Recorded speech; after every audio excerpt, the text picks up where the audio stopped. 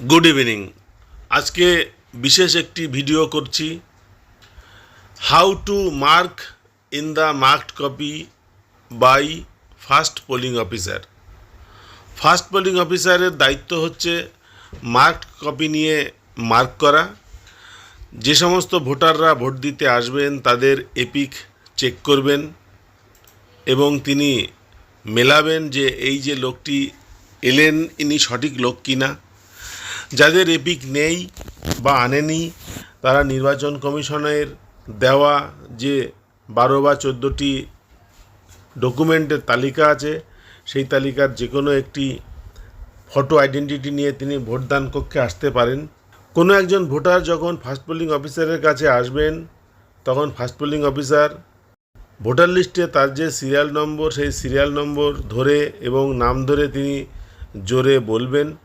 Polling এজেন্টরা সেটি শুনে mark করে নেবে এবং এই ভোটারের আইডেন্টিটি সম্পর্কে যখন উনি নিঃসন্দেহ হবেন তখন তিনি সেই ভোটারকে সেকেন্ড পোলিং অফিসারের কাছে যেতে বলবেন এবং ফার্স্ট পোলিং অফিসার যখনই কোনো একজন ভোটারকে পাস করে সেকেন্ড পোলিং অফিসারের কাছে পাঠাবেন তখন তিনি ভোটার তালিকায় মার্কড কপিতে তিনি মার্ক করবেন।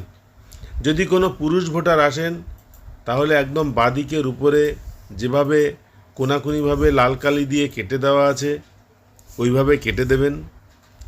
যদি কোনো মহিলা ভোটার আসেন তাহলে ডান দিকের ওপরে কোনাকুনি করে কেটে দেওয়া এবং মহিলা ভোটারের ক্ষেত্রে তার সিরিয়াল নম্বরকে লাল কালি দিয়ে গোল করে দেওয়া।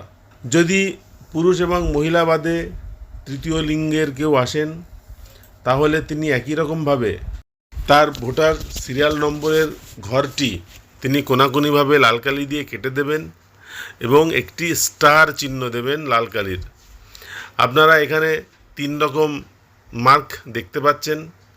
বাঁদিকে কোনাকুনিভাবে কেটে দেওয়া এটা পুরুষ ভোটারের ক্ষেত্রে হবে।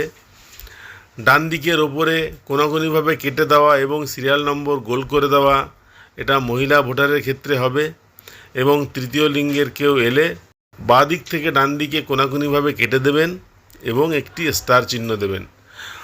ফার্স্ট পোলিং অফিসারকে কোনো একজন ভোটার ভোট দিতে এলে মার্কড কপিতে এইভাবে মার্ক করতে হবে।